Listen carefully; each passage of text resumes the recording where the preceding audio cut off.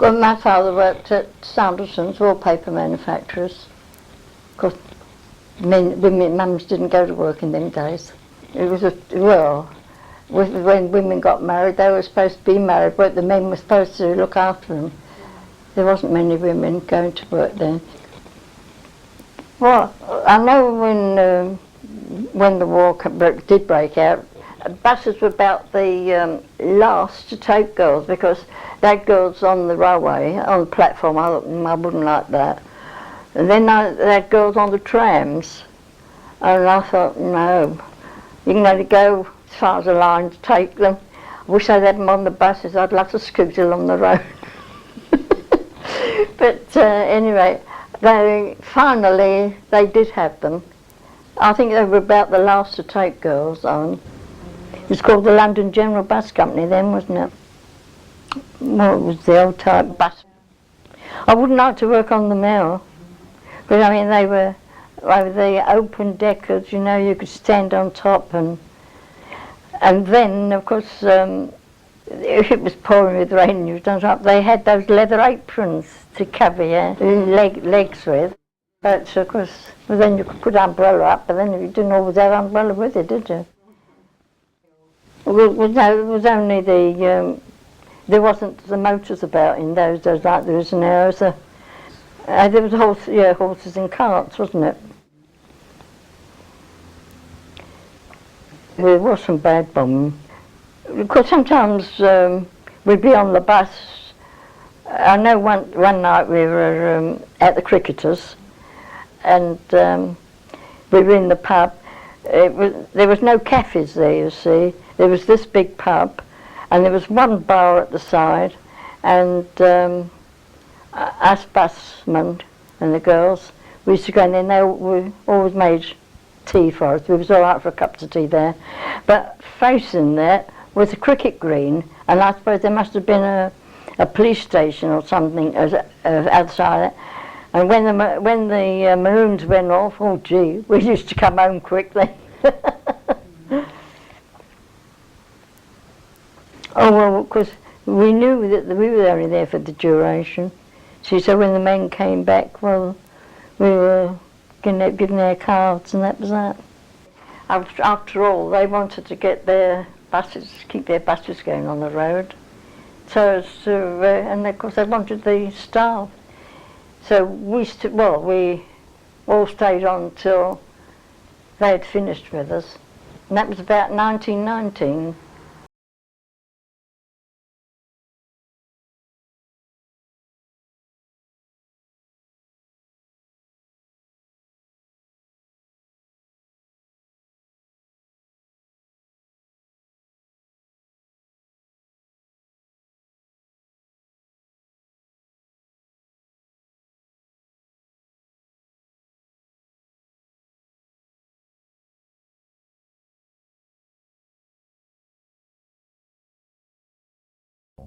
Well, the job I was doing just before the First World War, I was their mechanic. I was working at that time for the Hudson Company. It was Mr. Roy Garland, that's right, Garland of the Garland Steamship Company. He was also a director of the Hudson Company of America. He offered me the job to go with him, you see. So I agreed to go with him. I thought myself, be better than mucking about here, because the war would be over by Christmas and I should have a job of finding one there. Well, that was on the Thursday. On the Saturday I get a telegram, dear member. That was from the Secretary of the Society of Automobile Mechanics, and they said that they desperately need mechanics to go out to France as they were in a bit of a jam. So I gives my notice in on the Saturday and comes up to London on the Sunday, and on the Monday morning, after saying ta-ta to my mother, and away we went down to Whitehall, the recruiting office, and there wasn't many of us, there were about 40 of us, mechanics, and there were some bus drivers as well. Hold your hand up, they said, you're all in the army now. We had a long trek down to Avonmouth, And that was one of the most pitiful sights I ever saw. And of course, the dockers, they put the buses on board whilst we went on board, but the poor refugees, as they came off from the boat, the poor devils had come all the way and docked as refugees at Avonmouth, and as they came off, they loaded up with coal and our buses and shoving us aboard. As soon as everything was clear, we was off. And of course half of them were seasick. I didn't know anybody there. We had to make pals, just as though you're bosom chums, that you're going out and well-drilled men. So all I know is that I stuck to this dear old bus of mine, 1805. I said, Nelson, you and I are pals. And the convoy was B-types. The old bill buses, they didn't deplete the whole of London of the buses. We were a desperate few buses that was taken.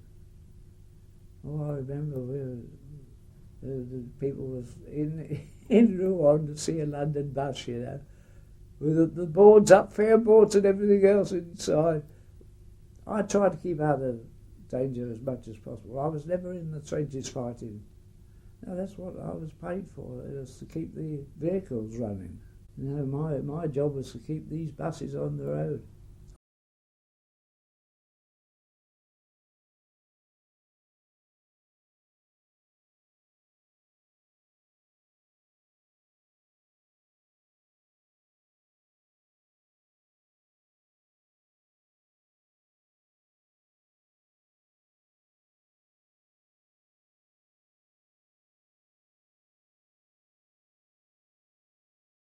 But as a matter of fact, I was a silk lampshade hand for a firm called Faraday and Son, and was doing lampshades until it packed up because of the war, and of course I had to find a man's job or a job, and my husband was conductor, so of course I tried for the buses and of course got on there.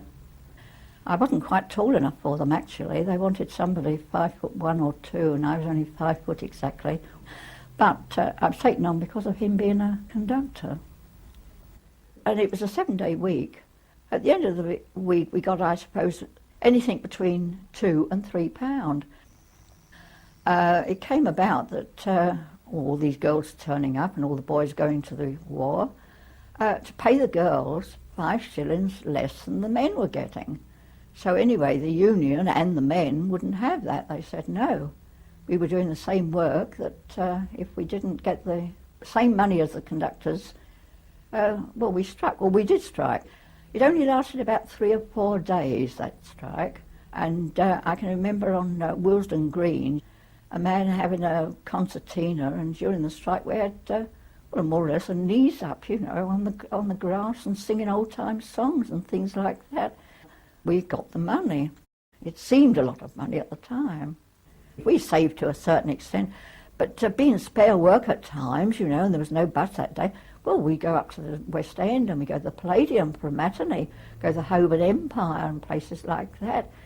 Well, we enjoyed ourselves. We did really enjoy ourselves. We earned the money and we spent it. Everybody's expecting the armistice to be signed on this 11th hour. But I shall never forget it. Oh, it was a nasty, misty, not foggy exactly, but a foggy, misty morning at 6:30 in the morning. I was early turn, coming out of Turnham Green towards Hammersmith, when all of a sudden 11 o'clock goes. But maroons and sirens and everything was going. Everybody went mad. They all came out of the inside of the bus, got on the top of the bus, but other people were walking along, seeing the bus coming along and all the crowds all coming, waving banners and different flags and different things. You was got a crowd on top of your bus, but nobody was inside, because they all wanted to be up there, laughing and carrying on and singing out. And everybody was going down to the West End to get to Trafalgar Square and to Hyde Park or anywhere. Hyde Park was so full that you couldn't turn around in it. I'd like the opportunity to be reincarnated. I don't want the war, that's the only thing. because I think that was a dreadful, dreadful thing. No. But under the circumstances, yes, I'd like to live it all over again.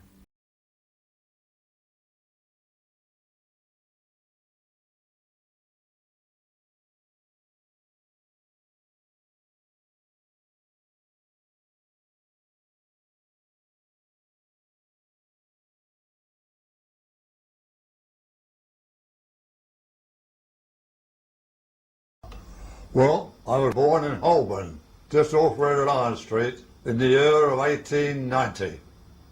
Now, in those days, what they're supposed to call the good old days, I never want to see again, because my father, he never earned no more than about 35 shillings a week. That money you earned, you see, it soon went in a way. And, well, of course, I was hungry in those days, I must admit. I remember standing outside the sweet stuff shop in Holborn, licking the steam off the windows where the chocolates and sweets were, and a woman come up to me and my brother, took us down in the kitchen and fed us up with some bread and marmalade. Of course, you said, it was all horse and carts in those days. I never knew motors not till about, well, I started with the London General Omnibus Company. That was in 1912, when I started driving for them. Well, when the war broke out, the first lot of buses that was commandeered by the Royal Naval Division. They took the 24 buses, they were all Daimlers. Then in about October, the British government asked Sir Albert Stanley then, later Lord Hatfield, if he would ask the London busmen if they'd take those buses straight off the streets of London, as they were, and take them over to France, as they were very short of troop transport. Well, the very next day, 300 of us turned up at 9 Grosvenor Road, Westminster, and volunteered to do that. Of course, we know driving London and driving up there was different circumstances, but that had to come to it. And overnight, we changed our uniform from bus uniform to army uniform. And within a week, we was up in Euclid Square with those buses. Some buses had their windows taken out and boarded up when they were out there. Every battle that took part, London buses were engaged in, I tell you that. Right from Antwerp right down to the Somme. We had over 200 buses on the Ypres Square.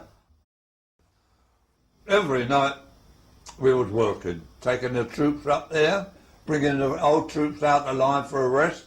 And every night in the winter, we had to get out of our beds every 2 hours and start those buses up. In the middle of the night, pulling troops out the billets when they've been sleeping, come on, and take them up there before they were asleep in the buses, going up to the line. Oh, we'd come on the fire every night. We had that, the shells were going over. Sometimes some buses were it, a man, or bus in front of me was killed, the driver.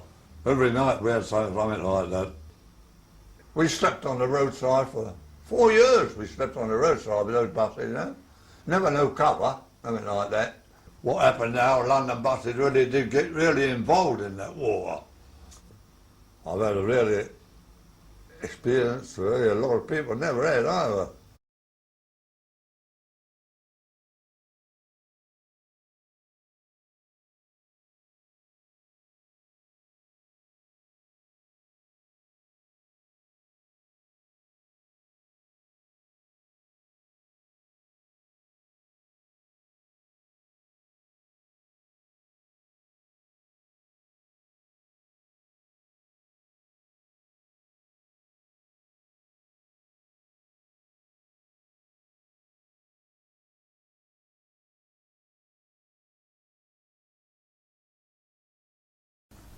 I was born in London, in Hammersmith, 71 Chancellor Street,